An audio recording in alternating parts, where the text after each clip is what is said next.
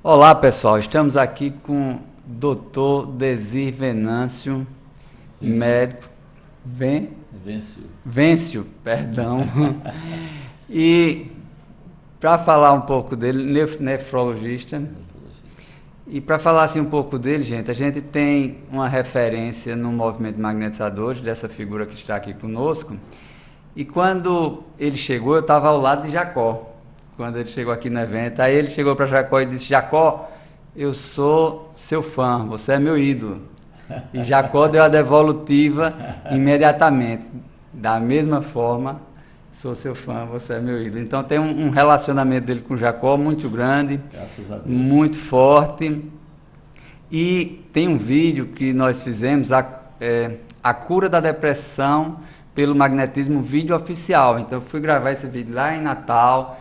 Levei o diretor Julierme, a gente montou, e eu pedi a Jacó, que ele não queria dar, né? Inclusive a divulgação, ele colocou minha foto no vídeo, era para ter colocado a dele, e ele não quis. Eu levei alguns nomes, né? Adilson, Ivan, Ana Vargas, e ele disse: procure Desir, né? Então eu achei muito interessante, que ele é um grande divulgador do magnetismo no estado de Goiás. E hoje o magnetismo no estado de Goiás é um estado muito avançado em magnetismo, graças ao trabalho desse nosso companheiro que está aqui, que começou. E eu gostaria que ele falasse um pouco dessa amizade com Jacó e desse trabalho de divulgação do magnetismo, que é muito importante. Eu saúdo a todos, que Jesus possa estar nos nossos corações. Nós realmente ficamos conhecendo Jacó, primeiro através do primeiro livro dele, o livro Passe, que todos nós estudávamos. Depois eu conheci pessoalmente em 2007, na Radiação Espírita Cristã, num seminário, e aí nós criamos um vínculo de amizade em que a gente tem estreitado isso, não só nos M's, mas a gente tem procurado manter uma comunicação, uma amizade, uma amorosidade muito grande, através de encontros outros, onde o Jacó trabalha muito, e de vez em quando a gente encontra aí pelo Brasil. Em Goiás, nós começamos então a colocar seminários, a realizar seminários nas cidades do interior e em Goiânia, e já expandimos também para o Triângulo Mineiro. Nós já fizemos seminários em Tupaciguara, fizemos seminário em Tuiutaba, fizemos seminário em Uberlândia, e recentemente o time, que nós somos um time, a minha esposa Vigília, o Edelvaldo de Itambiara, o Cleves e a Andréia de Goiânia, e nós saímos por esse Brasil falando às vezes juntos, às vezes separados, e eles estiveram agora separadamente lá em Patos de Minas. Então, nós temos procurado realizar como formiguinha, realizando esses encontros, evidentemente que não são encontros tão profundos como os do Jacó, mas a gente procura imitar naquilo que a gente pode. E a expectativa para o 10º, estamos aqui no 11º M, e a expectativa para o 12º M. Lembrando que o Desir, ele é um da comissão, né, que organiza essa grade do M também. Eu não posso contar segredo aqui, então tenho que me segurar. A sede a gente só vai revelar no final da tarde. Na verdade, a expectativa é muito grande, mas nós vamos fazer algumas modificações. Que nós fizemos um primeiro M em Natal, sentimos a necessidade de dar uma organizada nos trabalhos. Quando foi no segundo M em Aracaju, nós resolvemos formar uma comissão nacional, e aí nós fizemos uma ficha para a inscrição de apresentação de trabalhos científicos. E depois nós sentimos necessidade de melhorar isso, e em Curitiba nós conseguimos fazer as normas e a cartilha que normatizam a realização para a região que quer realizar o M, como normatiza também as apresentações de trabalho. Mas para o próximo nós já vamos modificar também, porque nós estamos com muitos casos clínicos, e às vezes fica muito cansativo. Nós precisamos partir também para apresentações científicas bem abalizadas. A gente precisa investigar, não é só atender, porque os atendimentos de casos clínicos não têm estatística significativa Ou seja, eu atendo um caso de alguma patologia e comunico isso, mas e cadê mais patologias para eu ter uma referência de significância estatística? Isso nós estamos atrás disso também. É evidente que, como nós não temos um livro de receitas de bolo, né, como se fosse uma receita de bolo para os tratamentos, e as comunicações nossas estão muito ruins, porque cada um faz isoladamente o seu papel, o seu tratamento, a sua técnica, e um não comunica com o outro, um não tira proveito daquilo que o outro está fazendo com sucesso, ou um não se espelha no insucesso do outro para poder modificar a técnica. Então, tudo isso nós estamos pensando em dar uma aprimorada, e nós vamos realmente, para o próximo, dar uma aprimorada nisso. Você falou em estatísticas. Podemos dizer que o TDM, tratamento da depressão pelo magnetismo, pela quantidade de centro que trabalha, os resultados positivos que tem, a gente já catalogou isso, e o Ivan já conseguiu algo nisso, né, estatisticamente, né? Tem mais alguma outra casa que fez estatisticamente? O Ivan conseguiu fazer um trabalho muito bom nisso, né? Nós temos, a maioria dos serviços, dos grupos, a gente tem o fichário, como se fosse um prontuário médico. E ali nós temos aqueles pacientes que às vezes acham que sarário vazam, né? A paciência para tratar não é muito grande, né, nesse nosso pessoal. E todos os centros do Brasil, todos estão fazendo esses apanhados no sentido de colocar a técnica pura, com algumas modificações que vão surgindo. É tanto que o livro do Jacó vai sair agora para a terceira edição, com processos modificados. Vamos aprimorando isso, mas o conteúdo, a essência, ela permanece, que são os passos dispersivos, que é a filtragem. Essa filtragem é realmente o pulo do gato, só podemos dizer assim, porque antes era só passes por imposição, e aí nós aprimoramos essas técnicas de imposição, as técnicas impositivas, dispersando esses fluidos que estavam parados, um complementando o outro. Ninguém está falando que o passe por imposição não seja bom. Está falando que a gente pode aprimorar isso fazendo o fluido andar. Então nós temos hoje núcleos, grupos trabalhando no Brasil todo, em quase todos os estados. Nós temos grupos nos Estados Unidos, principalmente 2, na Flórida e lá em Massachusetts. Nós temos o pessoal de Portugal, que até estão aqui no encontro hoje. O Jacó já fez alguns seminários, principalmente em Porto, na região de Porto. Então nós estamos hoje com isso espalhado, e no quesito tratamento ou cura da depressão, nós temos estatística boa, com resultados bons, porque já são significativos os milhares de casos que nós já tratamos. Aí tem significância estatística. Evidentemente que quando a coisa dá certo, às vezes não precisa nem publicar, mas nós estamos publicando, comunicando nos EMES, e aí a gente passa esse sucesso para todo mundo. Muito bem. Nesse processo seu, espírita, magnetizador, e você foi professor acadêmico. Então, já ser magnetizador no movimento espírita já tem o perigo de ser rechaçado. E ainda mais isso no meio acadêmico, como foi aí? Sofreu muito aí com alguma coisa assim nesse sentido, que o meio acadêmico às vezes não recebe tão bem. Você está no movimento mais dessa magnetizador, espírita, né? Como foi isso? Na verdade, eu já era espírita quando entrei na faculdade. Já na faculdade nós fizemos um grupo de alguns que já eram professores de faculdade, era o Delfino, professor de embriologia, o Vasco, professor na patologia, e o Humberto, meu colega de turma, Humberto Ferreira, que foi depois presidente da federação. Nós fizemos algum tempo depois de estarmos na faculdade, nós recebíamos muitas provocações. Chegavam aqueles pacientes incorporados lá no pronto-socorro, eles diziam assim: corre com Desírio atrás daquele trem dele, chama ele lá com aquele trem dele. O trem dele é o espiritismo. Aí a gente ia lá, conversava com os irmãozinhos, às vezes até silenciosamente, pedia ajuda. Pelo amor de Deus, você me atende aqui, porque senão esse povo vai ficar debochando aqui da minha cara. E depois de ficar quase 40 anos na faculdade, dando aula de nefrologia, algum tempo atrás, nós, com permissão do Conselho Departamental, nós fundamos a Liga Acadêmica para Estudos Espíritas, dentro da Faculdade de Medicina, com a aprovação unânime do Conselho Departamental.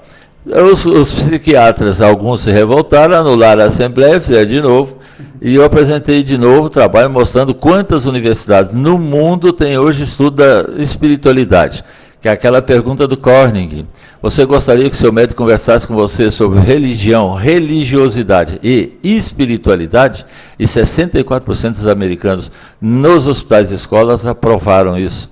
Então, nós com esses títulos e com esses trabalhos, com aqueles que no Brasil já têm ligas acadêmicas para estudos, nós implantamos na faculdade. Os nossos primeiros convidados foram Marlene Nobre, né, que foi falar sobre espiritualidade, o Alexandre, lá de Juiz de Fora, psiquiatra, que fez uma palestra muito bonita também, e o Alex, lá de Brasília. Ou seja, hoje dentro da faculdade nós temos um médico que é o presidente desse colegiado, dessa liga, e os estudantes, que mudam muito, porque no 6º ano eles vão embora fazer residência, e aí chegam outros, do 1º ano, 2º ano, 3º ano, eles têm uma reunião nas terças-feiras.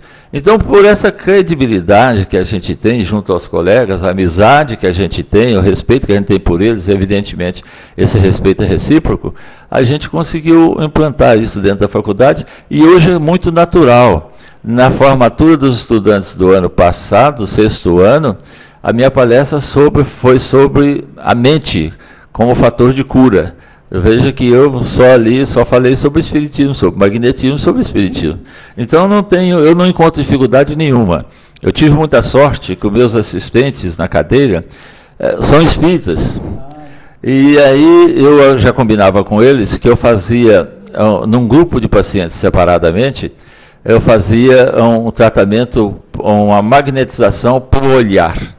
E no outro grupo a gente não fazia, que a gente tem um grupo controle. E a gente percebeu que esse grupo que recebia o tratamento, mesmo inconscientemente, sem ele saber, nenhum deles sabia que recebia, a gente viu que eles ficavam menos tempo no hospital, eram mais alegres e sofriam menos. Então a gente faz esse tipo de trabalho na faculdade. É evidente que as outras religiões estão ali, graças a Deus, porque cada um deles tem a sua religião. E eles vão ali também ajudar e são muito bem-vindos. Eu estou achando que é mais fácil entrar na faculdade do que em algumas casas espíritas com magnetismo. Exatamente. Exatamente. 160 anos da Revista Espírita. O que significa isso para o movimento espírita e por que não está sendo divulgada como deveria ser, né? Veja você, hoje na Federação Espírita Brasileira, na FEB, se você quiser sobressair, fale mal do magnetismo. Então é caso de Divaldo, que não precisava disso, mas fez bobagem já no fim da vida. E lá em Goiânia, no Congresso Espírita do Carnaval, o Haroldo Dutra Dias também fez bobagem, falou que não devia, fez uma brincadeira com técnica dispersiva, e eu caí em cima, eu não vou deixar isso barato, caí em cima mostrando para ele que ele estava errado, que a gente fazia coisa séria, orientado pelo próprio Kardec, que fez isso 35 anos, e publicando muito na Revista Espírita. E uma das colocações lá dele, Haroldo, foi de que, na verdade, quando Allan Kardec queria bater papo, ia para a Revista Espírita. Olha, mas era um bate-papo realmente sério, com coisas sérias. Aí também isso eu chamei a atenção dele, nós trocamos algumas correspondências, alguns e-mails, e ele reconheceu que ele gosta muito dos magnetizadores e que não teve a menor intenção de ter ferido a suscetibilidade de ninguém. É que a brincadeira foi inoportuna. Às vezes a gente faz, todos nós fazemos brincadeiras que às vezes são inoportunas. Então hoje a Revista Espírita ela precisa ser consultada pelos espíritas. Tem muitos espíritas que não leem a Bíblia porque acham que a Bíblia não é coisa de outras religiões. Que não leem a Revista Espírita, ali está toda a experiência de Allan Kardec.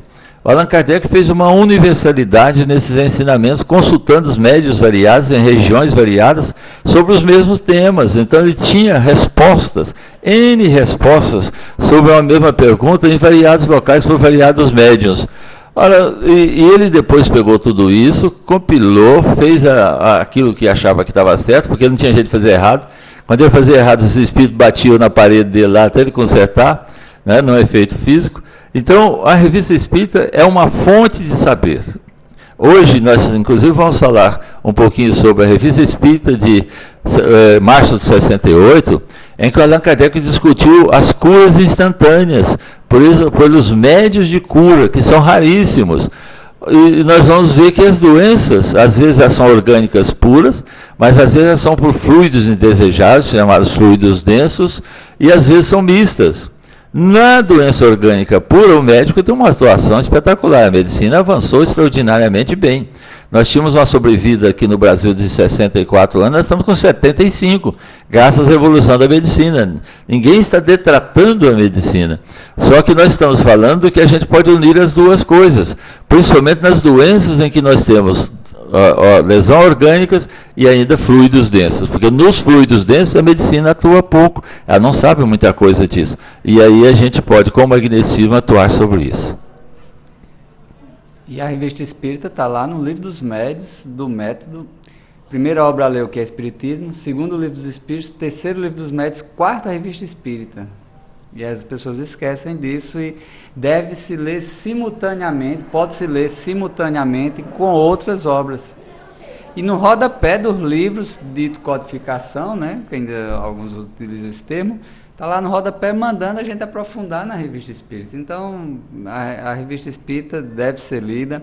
Eu tenho até divulgado o Kardecpédia, porque quem tiver a desculpa que não tem a Revista Espírita pode baixar ela, até em francês, no Kardecpédia. Pode baixar em português também, que baixa na versão original. Eu gostaria que o nosso amigo Desir dissesse aqui uma mensagem final para aqueles que estão iniciando no estudo do magnetismo. Olha, em Goiás nós fizemos o 8º Encontro Mundial, nós fizemos um auditório, separamos um auditório só para os iniciantes. Isso significa o quê? Que nós valorizamos muito aqueles que estão iniciando. Não desencorajem, vão em frente. Eu não tenho tato, eu não estou conseguindo ver nada, eu não enxergo nada. Existe até o chamado médium mineral, né? O médium mineral é o médium pedra.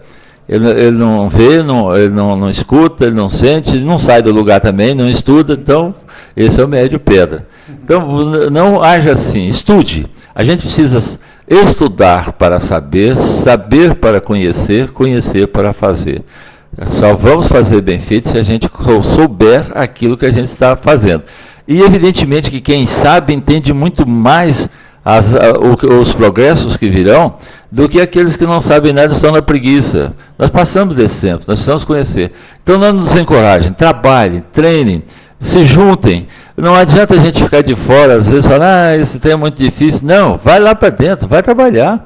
Ponha-se à disposição do Cristo. Tem muita gente sofrendo, tem muito suicídio, tem muita depressão que está levando jovens, crianças, adultos, velhos a pularem de prédio, a suicidarem. E a nossa participação, qual está sendo? Então, a minha palavra de estímulos para vocês. Iniciem, comecem, trabalhem, estejam juntos, participemos. O Cristo espera por nós. Que assim seja e vamos que vamos. Deixa seu comentário aí, o seu joinha. Desejo muito obrigado. Eu que agradeço. Deus te pague. Trabalho danado. Deu nada.